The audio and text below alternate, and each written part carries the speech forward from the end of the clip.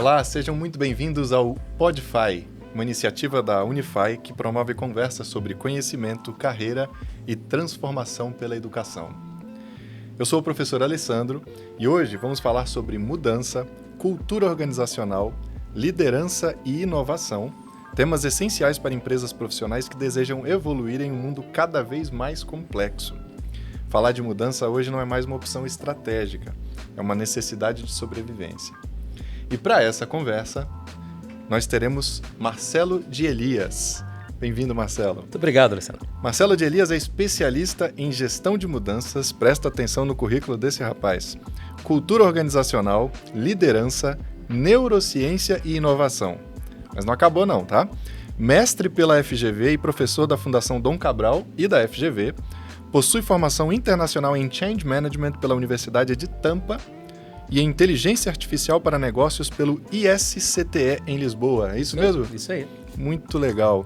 Administrador pela USP com especializações em gestão de pessoas, psicologia positiva e mindfulness. Foi executivo de RH em multinacional e é fundador da Universidade da Mudança. Eu quero muito saber sobre essa universidade. Com mais de 20 anos desenvolvendo pessoas e organizações, NPS 100% de recomendação, a gente já vai falar sobre o que é isso, é reconhecido como um dos principais palestrantes do Brasil e LinkedIn Top Voice 2024. Marcelo, seja muito bem-vindo ao PodFi. Opa, é um prazer estar aqui, muito legal estar com você, com toda essa equipe e com todo mundo que está assistindo a gente. Muito bem. Eu queria começar deixando as pessoas mais familiarizadas com quem é o Marcelo de Elias. Conta pra gente como é que começa a sua trajetória e como é que você chega a ser o fundador da Universidade da Mudança e o que isso tem a ver com a sua personalidade e com quem você é? Cara, tem tudo a ver comigo. Na verdade, eu não gosto de rotina, nunca gostei. Eu gosto de mudança, eu gosto de cada dia estar numa coisa diferente. O que tem um lado bom também tem os seus desafios. Eu tenho uma dificuldade natural de dar continuidade a coisas que são mais longas e demoradas.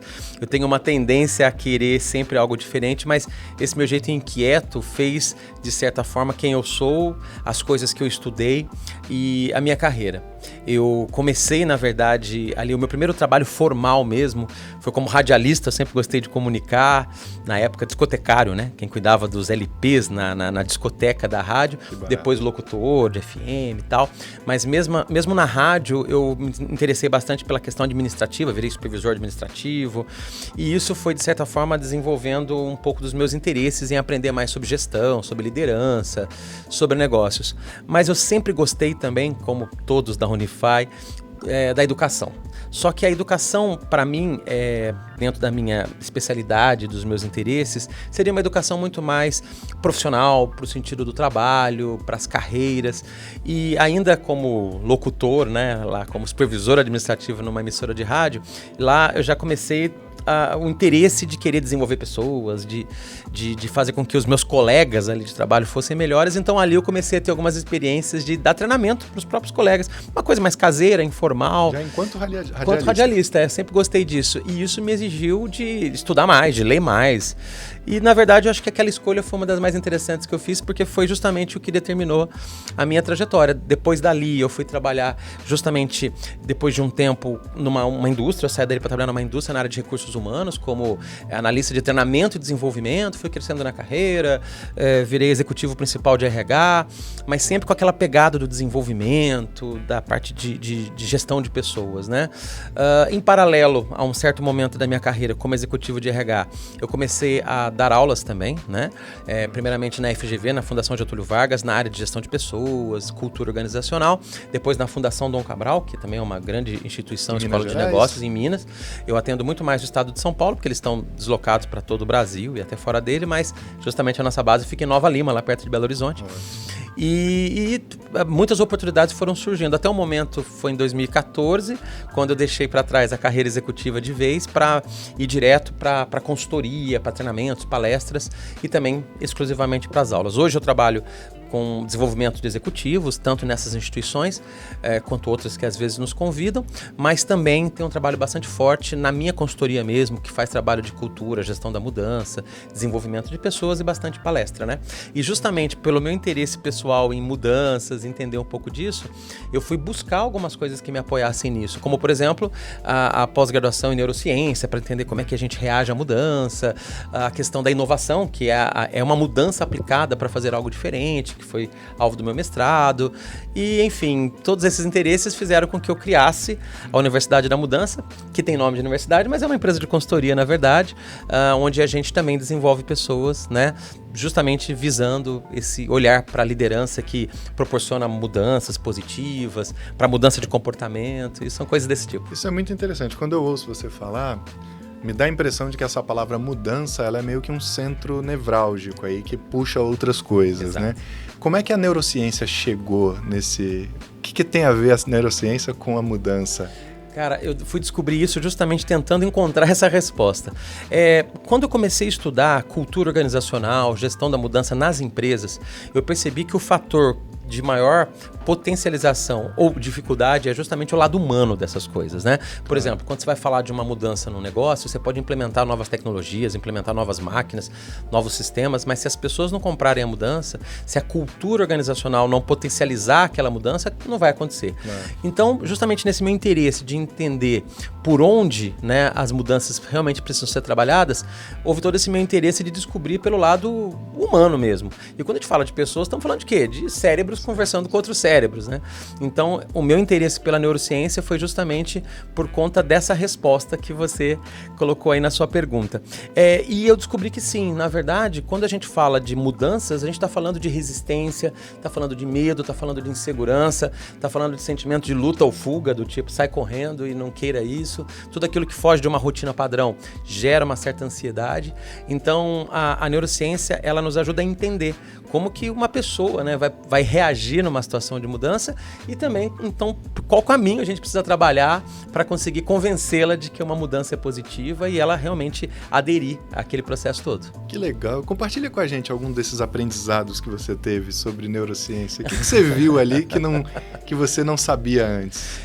Cara, uma das coisas que eu descobri, inclusive com uma professora muito querida, a Carla Tiepo, que é uma grande neurocientista brasileira, é uma palavrinha que fez pra mim todo sentido. Ela fala que o cérebro humano é neófilo. Neófilo quer dizer que ele gosta, filo é amor, gostar de algo, e neo é novo, né?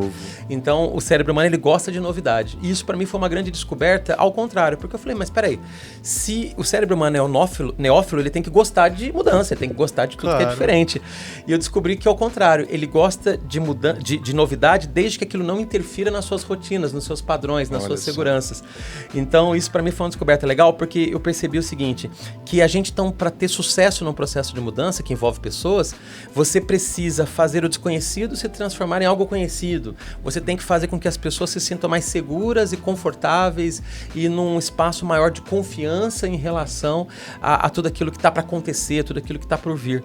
Legal. Então, assim, a gente gosta da novidade desde que ela não nos tire de uma certa zona de conforto, que é o termo que todo mundo usa, né? Claro. Então, para isso, você tem que dar um pouco de conforto nos processos de mudança. Então, senão você gera resistência. Senão você gera resistência, que é natural, né? Num processo de mudança. E você, quando você começa a trabalhar com mudança, você está pensando mais na mudança do ponto de vista das pessoas ou do ponto de vista das organizações? Ou os dois? Na verdade, Alessandro, para mim as duas coisas andam muito juntas, tá?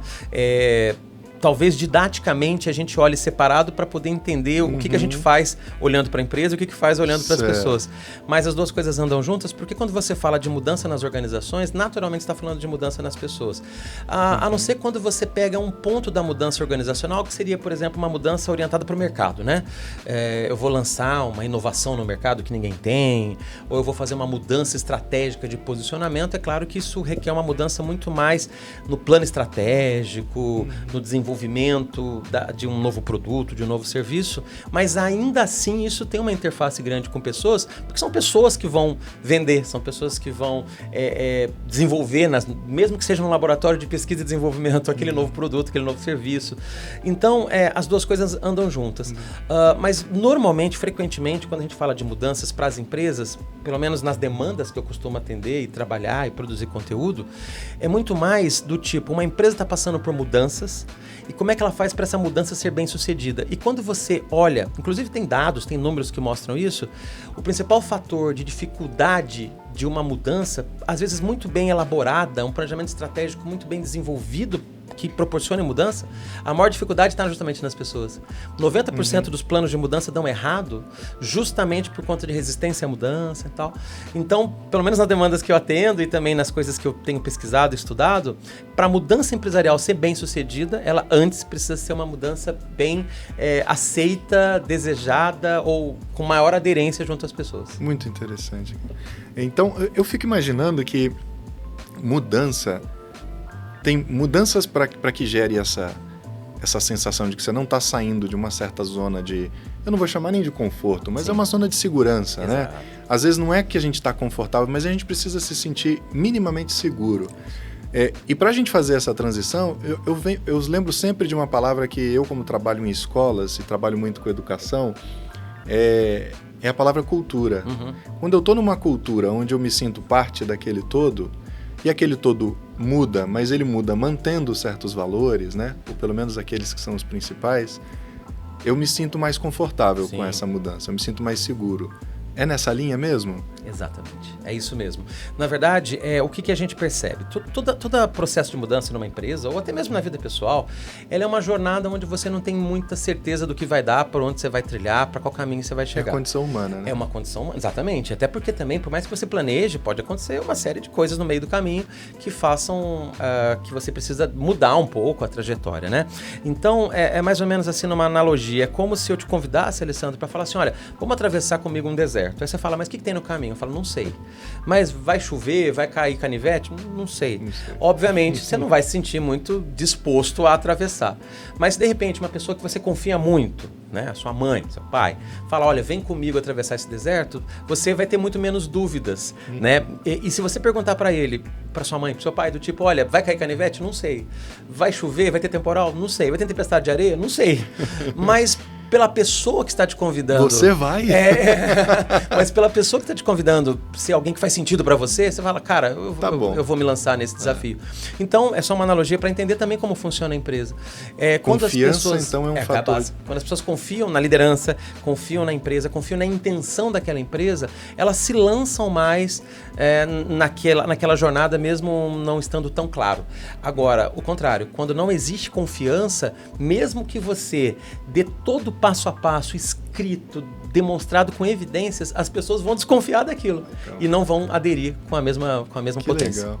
Eu estou pensando aqui em algum ouvinte nosso que ainda está se familiarizando com esse universo, né, do que é trabalhar, o que, né, está fazendo uma faculdade.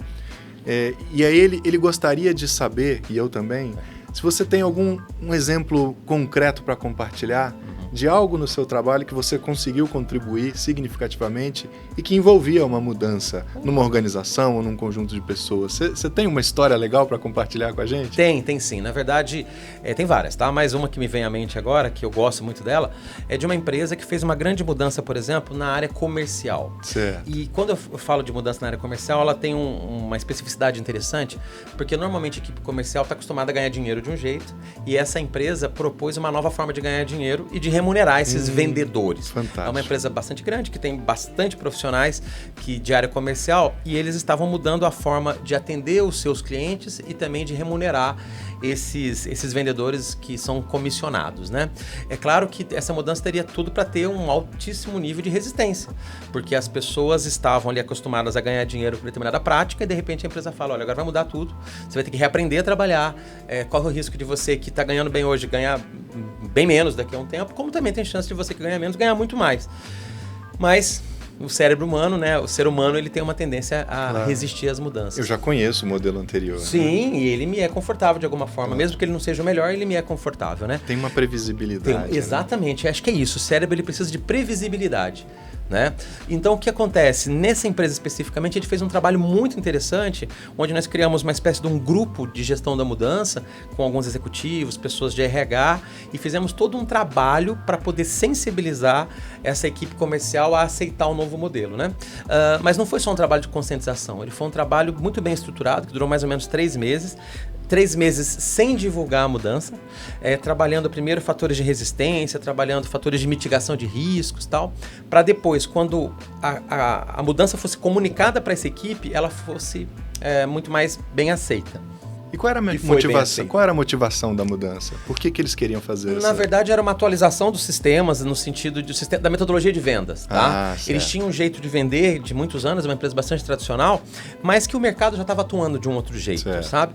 E eles então percebiam que precisavam modernizar e que aquela modernização traria muito mais resultado, como trouxe. Esse exemplo foi do ano passado e hoje já estão colhendo resultados muito melhores de vendas, inclusive os profissionais de vendas que lá estão muito satisfeitos com a mudança. Mas no primeiro momento, todo um impacto, né? Mas quando ela foi comunicada especificamente, a gente já comunicou de um jeito, trabalhando os senões, sabe? Do tipo, olha, mas isso aqui vai estar seguro por isso, vai estar seguro por aquilo. A gente estabeleceu, por exemplo, um período de transição onde durante 3 meses o salário deles, a média salarial estaria garantida, independente do resultado que eles teriam dali para frente, ou seja, minimizando a insegurança. Deu muito treinamento sobre o novo jeito, porque muitas mudanças não acontecem, não é porque as pessoas não querem, é porque elas não sabem como trabalhar no novo jeito. Então foi dado muito treinamento e quando eles se sentiram mais confortáveis já em trabalhar no novo jeito, eles já tinham passado aquele período em que o salário estava um pouco mais garantido e eles então entraram de cabeça no jogo, né? Muito interessante. Deu certo. Mas uma pergunta que sempre me fazem e eu já antecipo a resposta. Todo mundo que estava lá ficou? Não. Tem gente que não se adequou ao novo sistema, tem gente que saiu por baixa performance e tem gente que saiu porque quis, porque a nova cultura também não necessariamente vai ser interessante para todo mundo. Aí eu fico pensando, né? Existe uma sensação intuitiva assim, nas pessoas de que quando a gente vai ficando mais velho, a gente vai ficando mais resistente, né? A gente já tem as nossas coisas e eu não quero ficar mexendo muito nisso. Na sua experiência, né, e com o que você estudou de neurociência, isso é verdade? Tem algum embasamento isso? Tem. Na verdade... Não é só sensação, então? Não, tem. A gente não pode rotular, tá? Claro. E eu evito rotular, até porque, por exemplo, existem jovens muito resistentes e pessoas, né, mais veteranas que são adeptas freneticamente à mudança. Eu acho que tem muito mais a ver com o estilo pessoal de cada pessoa, né? Eu tenho 50 anos de idade e eu sou fascinado à mudança. Se você falar pra mim, Marcelo, vamos mudar alguma coisa? Eu nem preciso saber o que é, eu já vou me entusiasmar só de você falar que vai mudar alguma coisa. E como eu disse, tem coisas boas nisso e tem riscos. Claro, nem tudo é para mudar, né? Nem tudo é para sair mudando. Mas existe uma correlação, sim, Alessandro. Na verdade, o que acontece? A dificuldade de mudar algo, ela tem uma relação direta, né? Você que é da área de matemática, né? Ela é relativamente proporcional ao tempo de permanência aquilo que você faz. Certo. Então, por exemplo, se você está 6 meses fazendo algo e alguém fala assim, vamos mudar, é mais fácil do que alguém que faz há 6 anos de um jeito e te traz algum conforto. Perfeito. Então, claro, não tem a ver necessariamente com idade, tem a ver com tempo de permanência fazendo algo. Mas, de certa forma, as pessoas mais veteranas, elas estão mais tempo fazendo algo de um determinado jeito do que quem chegou na empresa agora. Claro. Mas é um misto de fatores, né? Tem a ver com o tempo de permanência, tem a ver com o próprio perfil pessoal de cada pessoa e também tem a ver com o nível de sucesso no modelo atual. Por exemplo, se a gente está trabalhando de um jeito e a gente mesmo está insatisfeito, a gente vê que o resultado não é bom, quando alguém te traz uma mudança, você adere com mais facilidade do que quando alguma coisa está funcionando super bem. Muito interessante. Eu penso muito que a gente vive um momento no país, especialmente no Brasil, onde... aliás, não é só no Brasil, não. A gente vive isso em outros lugares do mundo. As pessoas estão com uma certa sede de se promoverem com o próprio esforço. Essa coisa do empreendedorismo, né? Eu quero ter liberdade para eu trabalhar do meu jeito, mas eu quero trabalhar duro. Mas eu não quero aquela coisa de entrar às 8 e sair às 18, que é o horário que os outros fazem para mim. Então é a coisa do... Cresce muito os motoristas de Uber, né? E tudo isso a gente vê no Brasil uma certa rejeição das pessoas com a CLT, né? Existe um movimento de, olha, eu não sei se isso é o melhor para mim, né? Eu quero PJ, eu quero trabalhar. E aí muitas vezes você sai do conforto da CLT para ir para um conforto do empreendedorismo, né? Que recado você daria para alguém que está querendo entrar nessa jornada? né, de buscar o seu próprio negócio. Esse é o novo mundo do trabalho, cara. Isso aí é cada vez mais comum. Eu, inclusive, acho que é super válido. O modelo de você entrar numa empresa, ficar lá a vida inteira e se aposentar nela, ela está acabando, né? Mas também, ok, se alguém quiser, não tem nenhum problema. Sim. Tanto que eu costumo também dizer para as empresas que dentro dessa nova realidade, não adianta querer voltar no passado e querer que tudo fosse igual era antigamente. Eu vejo, por exemplo, líderes de empresa e empresas de maneira geral, empreendedores, frustrados, falando assim, poxa, eu contratei uma pessoa, ficou 2 anos e saiu. Essa é a nova realidade. Então, considerando isso, ok, você querer. Só que o conselho que eu dou para quem busca esse caminho é justamente de que também não é 100% um paraíso, não é simples. Você, por exemplo, ser autônomo, mesmo que seja um autônomo como motorista, entregador, né, que não deixa de ser um autônomo, você vai ter uma série de dificuldades naturais de um mercado que depende de uma série de fatores. Um dia você vai estar trabalhando muito, o outro não. Um mês você vai ganhar mais, outro vai ganhar menos. Pode ser que você se frustre com alguma coisa e você... agora eu quero outra coisa, né? Então, a gente tem que estar muito aberto a mudar e tem que estar muito aberto a conseguir aguentar essa variação, né? Que o próprio mercado vai te trazer. E outra coisa também que eu sempre digo, normalmente quando você é empreendedor ou autônomo, é uma ilusão quando a gente fala assim, eu sou o meu próprio patrão. Na verdade, você tem muitos patrões. Né? Quando você trabalha numa empresa, você tem normalmente um chefe. Né?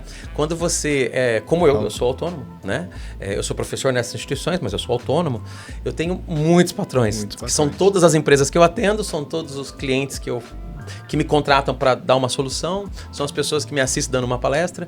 Então, na verdade, você tem que agradar muito mais gente do que somente o seu chefe, certo? Claro. Mas eu acho maravilhoso. Acho que a partir do momento em que você tem um perfil e consegue até se organizar financeiramente para essa variabilidade financeira, um mês você é o dono da padaria, outro mês você não tem pão para comer, sabe? Tipo assim, né? Eu acho que funciona para grande parte das pessoas. Eu vejo uma coisa assim de encontrar o seu ritmo, né? Exato. Porque quando você está num trabalho, numa empresa fixa, tem um ritmo meio que já estabelecido. E quando você vai como autônomo, o ritmo muda, né? O ritmo muda. É o que você falou, tem mês que tem muita coisa, tem mês que não tem. É isso aí. E às vezes você precisa não dizer não para ninguém numa semana, quando você sabe que na semana seguinte não vai ter aquele trabalho todo. Então tem uma coisa de adequar o ritmo que eu acho muito... tem uma subestimação de como isso impacta, né? A gente também gosta de rotina, né? Como ser humano. Ter uma coisa de uma semana eu estou num trabalho super cheio de coisa e depois na outra semana eu não tenho nada. Exato. Isso deixa a gente um pouco desequilibrado. Considerando o que a gente falou até agora, né? Que o cérebro humano gosta de previsibilidade. Claro. Uma vida autônoma ela não é tão previsível quanto outros tipos de trabalho. Então você tem que se conhecer muito bem para ver se isso faz sentido para você. O que eu acho perigoso, Alessandro, são essas pessoas que seguem gurus de internet. Sim. Que ficam pregando a ideia de que não, você não precisa de CLT. Cara, isso é perigoso. Não é para todo mundo. Não é para todo mundo. Claro. Tem gente que vai se dar muito bem trabalhando num horário fixo e contando com aquele dinheiro no final do mês certinho. Aquele valor vai vir, certo? Então, acho que é muito mais um autoconhecimento para ver se isso faz sentido para você. E você já refletiu sobre por que essa mudança acontece, né? Por que chega um momento em que o trabalho CLT deixa de ser o atrativo que ele era antigamente, se a nossa neurociência, né, ainda é a mesma? A máquina biológica é a mesma, né? O cérebro não evoluiu tanto. O que aconteceu, né? Que coisa de 20 anos para cá, né? Internet, rede social, inteligência artificial. É uma coisa um pouco sociológica, antropológica, né? Tem uma base do jeito que a sociedade vive, né? Realmente, a máquina aqui, né? A biologia do ser humano, ela vem evoluindo desde o início dos tempos, mas não evoluiu tanto quanto essas mudanças todas radicais que estão acontecendo. Tem a ver com gerações. As gerações de agora, elas são bastante diferentes das anteriores.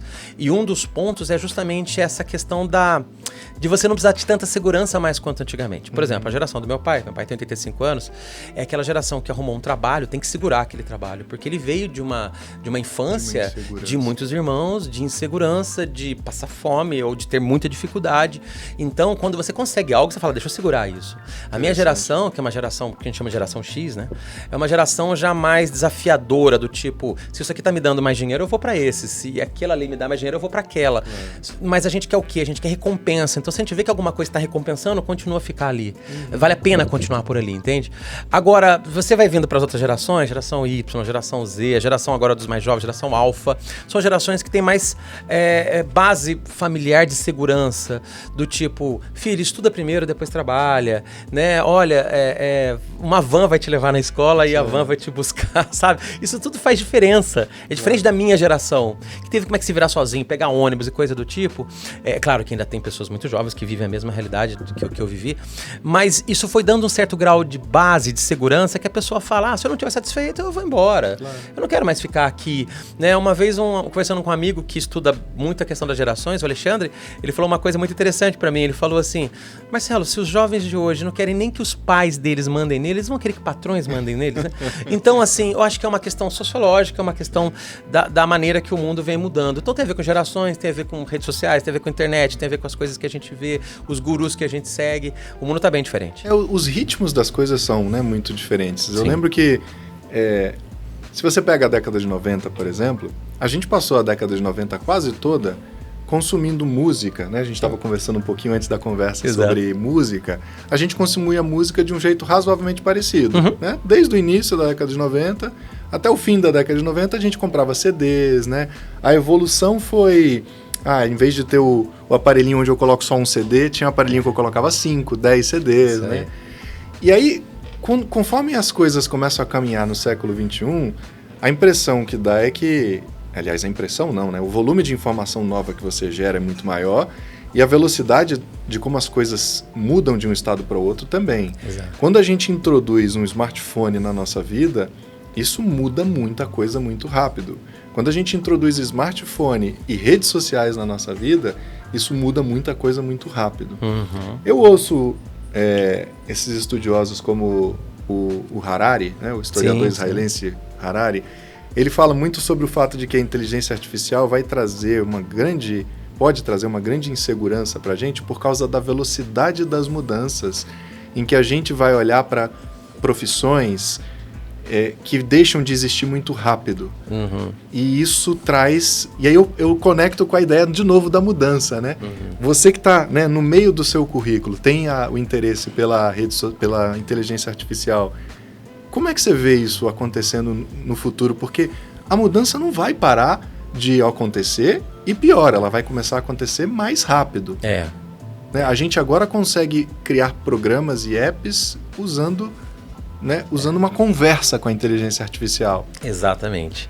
Cara, eu não tenho uma visão muito apocalíptica ou catastrófica em relação a isso, mas eu tento ser o mais realista possível. Claro. E sendo realista, eu percebo que sim, nós teremos algumas dificuldades no futuro, porque a velocidade da mudança ela já não é e vai ser cada vez mais difícil de ser acompanhada pela velocidade do nosso desenvolvimento. Certo? Quando você fala, por exemplo, de velocidade, né? A fórmula da velocidade é né, delta S sobre delta T, né? Que é a distância sobre o tempo. E a velocidade da mudança não é tão diferente. Na verdade, a distância que a gente precisa percorrer, né, é cada vez maior, é muito mais coisa para aprender, é muito mais coisa para buscar com menos tempo. Então, chega uma hora isso vira realmente um certo colapso pra gente, né? Então, eu vejo que sim, isso tudo pode gerar uma certa dificuldade, mas por outro lado, o que a inteligência artificial faz com a gente, faz pra gente? Ela vai nos dando recursos e vai nos dando caminhos para conseguir dar conta disso. Então, assim, hoje mesmo, né, como especialista também em IA, eu gosto da IA aplicada à gestão. Eu não sou uma pessoa da área de tecnologia, né? Mas assim, eu uso ferramentas que hoje eu não consigo viver sem elas e até para dar conta da demanda que eu tenho hoje, da velocidade que os meus clientes exigem, se não tiver uma IA me ajudando a fazer um contrato, uma proposta, me ajudando a atender o cliente, eu não dou mais conta, né? Então eu acho que do mesmo jeito que tudo isso exige da gente mais velocidade de aprendizado e respostas mais rápidas, também temos as ferramentas para isso. Só que aonde que está o risco que eu vejo? O risco é que nem todo mundo vai conseguir acessar isso tudo ao mesmo tempo. Nem todo mundo vai conseguir aprender tudo isso ao mesmo tempo. Então, por isso que já se fala, inclusive o próprio Harari, no futuro de ter uma renda universal, né? Porque é provável que nós tenhamos alguns excluídos digitais que não vão conseguir viver nesse mundo diferente que requer tudo isso, né? Por isso que a educação é importante, por isso que eu ainda acredito muito nisso. Porque quando a gente fala, né? Tem alguns filmes desses futuristas que mostram a moeda do futuro como sendo o tempo, né? Exato. Inclusive, tem um reloginho que marca o tempo, né? E aí você, se você é muito influente, muito rico, entre aspas, você consegue ganhar tempo, né? E esse tempo marca, inclusive, o tempo de vida que você tem. Então você gera níveis de desigualdade que estão em outra instância, não é mais ricos e pobres, né? É quem tem mais tempo ou menos tempo. Boa. Eu fico imaginando essa desigualdade, como é que ela caminha quando a gente cria recursos que deixam a gente tão mais, entre aspas, poderoso como a inteligência artificial. E eu vou dar um exemplo muito simples. Hoje, antes de vir para cá, os meus alunos, né, eles fazem uma avaliação e quando eles faltam no dia da avaliação, eles precisam fazer uma segunda chamada. E eles iam fazer uma segunda chamada hoje às 2h. E eu falei, gente do céu, eu tenho um podcast agora, como que eu vou fazer? Eu não fiz ao longo da semana, eu já sabia que era hoje. E aí eu usei o recurso da inteligência artificial, eu adoro usar. Dei as instruções, falei, olha, eu quero assim, você vai fazer essas mudanças, você vai manter essa estrutura a partir da avaliação original. E funcionou. Eu consegui, em coisa de 15 minutos, fazer algo que eu não conseguiria sem a inteligência artificial. E aí eu fico imaginando, né? Todas as pessoas que não tiverem oportunidade de lidar com esse universo, quão para trás elas vão ficar. Exato. E como é que isso pode impactar a vida de toda uma parcela da humanidade, né? Exato. E esse é o ponto. Esse é o ponto. Inclusive no mundo do trabalho, né? A gente está justamente na transição. A gente está no momento em que ainda tem gente que fala, eu prefiro não usar isso. Mas não vai ter como mais escapar disso. Os que usarem vão ter muito mais resultado, vão ter muito mais condições de atender as demandas. Agora, é claro, como tudo tem impacto positivo e negativo, as pessoas também estão deixando de pensar por conta própria. Então, a gente vai ter que desenvolver um pouco esse lado da massa crítica, do pensamento crítico, até para não aceitar tudo que vem da inteligência artificial, porque ela pode vir enviesada, ela pode vir de uma série de preconceitos ou pontos de vista únicos. Né? Isso eu acho super interessante, porque para mim, como usuário de inteligência artificial, o que me parece mais interessante é justamente usar a IA como interlocutor. Perfeito. E o interlocutor, ele não te dá pronto. Ele conversa com você. Né? E aí eu sinto falta de que a gente ensine isso para as pessoas. Use a IA como uma pessoa que conversa com você sobre uma ideia que você quer desenvolver. Né? E eu acho que isso daria ferramenta para todo mundo usar a IA e não cair nessa armadilha de pegar coisa pronta. É isso aí. A IA é um colega de trabalho. É um colega de trabalho. É um colega de trabalho, que pode ser um consultor, pode ser um conselheiro, pode ser uma série de coisas, né? E eu acho que é aí que tá. Eu acho que a grande sacada de quem popularizou a IA do jeito que ela é hoje, tipo ChatGPT, Gemini e outras, é ter justamente criado em formato de conversa. Em formato de conversa. Você conversa com ela, você troca ideia com ela, né? Só que o problema é quando as pessoas não trocam ideia. Elas fazem uma pergunta, copiam e colam a resposta. Inclusive, como professor, você também deve enfrentar coisas desse tipo, né? Por exemplo, eu também como professor já corrigir trabalhos de aluno em que a pessoa não teve o trabalho nem de apagar o prompt, assim, né? Copiou e colou tudo, né? Então você vê que a potencialidade da IA é justamente em gerar um exocérebro que te ajuda a pensar, um cérebro externo ao seu que te ajuda a pensar, mas não delegar para ele o pensamento. Você sabe que é muito interessante, tem um canal do YouTube que chama Design Lovers. Sim. E ele fala do ciclo. A gente começa com o computador na década de 80, 70, com aquela tela preta e você tem que digitar as coisas para chegar em algum lugar. Verdade. Aí a gente vai para o design gráfico, né, Windows, Mac, e aí você tem, né, o telefone, é tudo visual. E agora a gente volta para o chat, né? A gente volta para uma tela que tá tudo branco e você conversa. Eu achei muito legal o ciclo, né? Não tinha pensado nisso. Faz todo sentido. Interessante. Eu vejo que o mundo ele é cíclico em várias coisas, mas isso eu não tinha pensado. Perfeito. Eu acho muito interessante. Bom, uma coisa que me atraiu muito, né, quando a gente estava lendo sua história aqui, seu currículo, é o seu envolvimento com o mindfulness. Ah, sim. Eu sou um fã inveterado de meditação.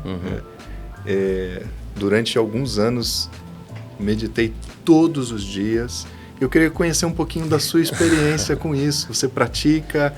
Você ensina? Como que é? Na verdade, cara, eu tenho muito interesse em aprender isso por necessidade própria. Na verdade, como um TDAH realmente que sou, eu tenho muita dificuldade de meditação, eu tenho muita dificuldade de concentração, daí o meu interesse nesse tema. Eu não ensino mindfulness, porque eu não me sinto nem competente para praticar, quanto mais para ensinar. Mas eu percebo a importância disso. Por exemplo, um tema que eu venho trabalhando já há algum tempo, e da qual eu sou um dos pioneiros, com certeza no Brasil, é um tema chamado Inner Skills. A gente fala muito de hard skills, que são as competências mais técnicas, tecnológicas, as soft skills, que são as habilidades mais sociocomportamentais, né? E de um tempo para cá, a gente tem falado de inner skills. Na verdade, eu descobri isso quando estava fazendo um estudo nos Estados Unidos e meio que trouxe isso para cá. Fui uma das primeiras pessoas no Brasil a produzir conteúdo nisso. Mas vale a pena alguém que quiser pesquisar. Inner skills. Inner skills, que são habilidades internas, habilidades interiores, né? Inner com 2 N's, pesquisa inner skills. Você que está assistindo aí, que está ouvindo. Vai achar muita coisa minha, muito vídeo meu e tal. E o que é inner skill? Justamente são as habilidades de você com você mesmo. É você no seu autocontrole, no seu autodomínio, no seu autoconhecimento. Todas as habilidades que a gente poderia chamar de auto, elas são inner, né? Essa autodisciplina, tudo isso é inner skill. E elas, já sabemos, elas são potencializadoras de outras skills. Né? Por exemplo, se você é uma pessoa que tem concentração, você consegue talvez ser até um melhor programador de computador. Você consegue talvez ser um ouvinte melhor, né? Quando você vai prestar atenção em alguém. Você talvez consiga ser um psicólogo melhor quando você vai conectar com uma pessoa e precisa prestar atenção nela, né? E concentração, cara, tem tudo a ver com mindfulness, tem a ver com você estar presente de fato, né?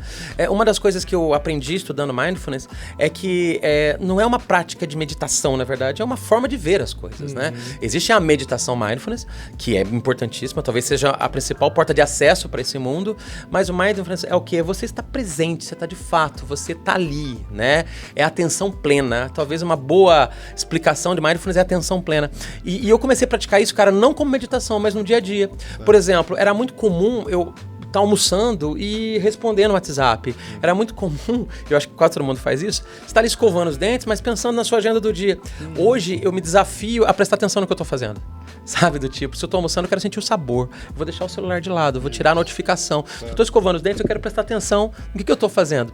E eu percebi que parece que é bobagem, é uma coisa mínima. Mas que diferença faz na vida? Faz muita diferença. Faz muita diferença. Porque quando você começa a praticar isso de algum jeito, mesmo que seja do jeito simples, igual eu faço, você começa a prestar mais atenção no outro, você começa mais a prestar atenção na planilha do Excel que você tá preenchendo, você começa a prestar mais atenção no relatório que você tá fazendo, entende?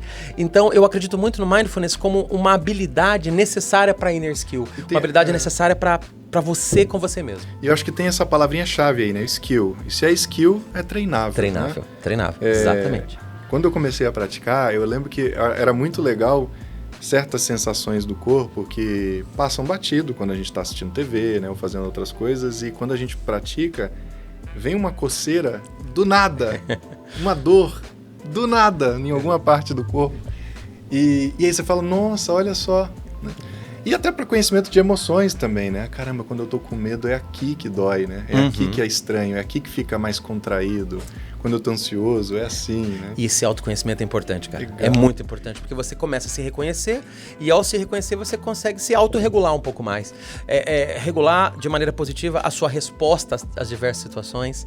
Então, por isso que eu falo, às vezes, o que a gente prega aí no mundo como uma soft skill, do tipo, você precisa se relacionar bem com as pessoas. Isso é uma soft skill, porque tem a ver com habilidades sociais, relacionais, mas na essência tá lá dentro. Por exemplo, se eu sou inseguro, se eu sou ansioso, que é uma inner, é eu comigo mesmo, eu talvez tenha dificuldade de relacionamento. Por exemplo, gestão do tempo, que é uma soft skill importantíssima para qualquer profissional, né? Fazer essa questão da produtividade pessoal. Talvez a minha ansiedade me prejudique a fazer uma boa gestão do tempo. Entende? Então, eu defendo muito a ideia de que até para algumas hard skills, habilidades mais técnicas, e para soft skills, investe nas suas inner skills que você vai começar a perceber resultado em todas elas, né? E a atenção plena, para mim, é uma das mais importantes. Legal, muito bom. A gente comentou sobre NPS 100%. Conta pra gente o que quer dizer NPS e o que é 100% de NPS. Deve ser coisa boa, né? Sim, o Net Promoter Score. Na verdade, isso é uma metodologia que existe, não foi eu que inventei, já existe há alguns anos, que é utilizada para poder entender se a sua empresa, se o seu trabalho está sendo bem quisto, bem aceito, está sendo bem feito, né?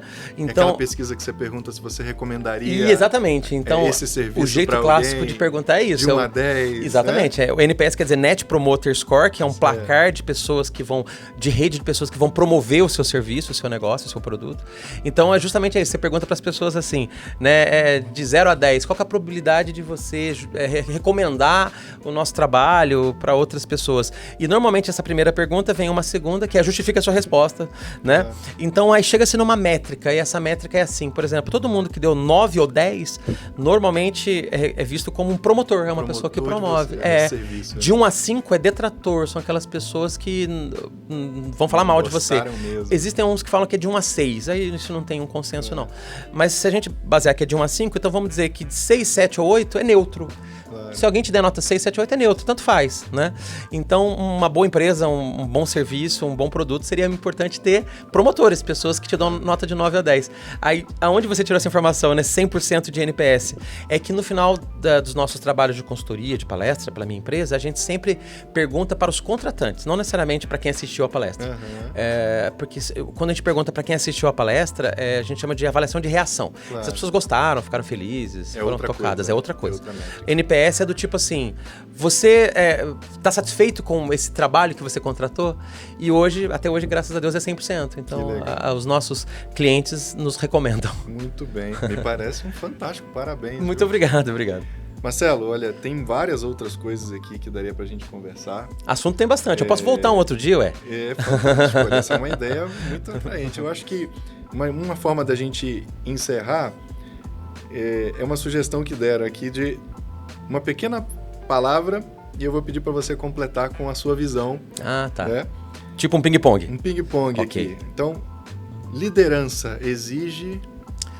Exige confiança. Sem confiança, você não lidera ninguém. Que barato. Olha que frase poderosa. É tão simples. Liderança exige confiança. Inovação sem cultura não é sustentável. Ela acaba rapidinho. O maior erro de um líder achar que as pessoas precisam trabalhar para ele. Na verdade, o líder ele tem que entender que o papel dele é fazer com que as pessoas trabalhem por elas. Elas que têm que agregar resultado. Não é pessoas ajudando ele a agregar resultado. É ele ajudando elas a agregarem resultado. Que legal. Olha, Marcelo, foi um privilégio ouvir as reflexões. Opa, que bom. Eu acho que com certeza, né? Se o Podify quiser trazer você de novo, vai ter muito assunto. Espero que você continue trabalhando e promovendo reflexões, né, e mudanças boas para as pessoas e para as organizações com as quais você trabalha. Obrigado. Foi um prazer. Opa. Muito obrigado. Eu que agradeço, obrigado a todo mundo, obrigado aí à equipe que fez isso acontecer, maravilhoso. Aqui a gente sempre muito bem acolhido.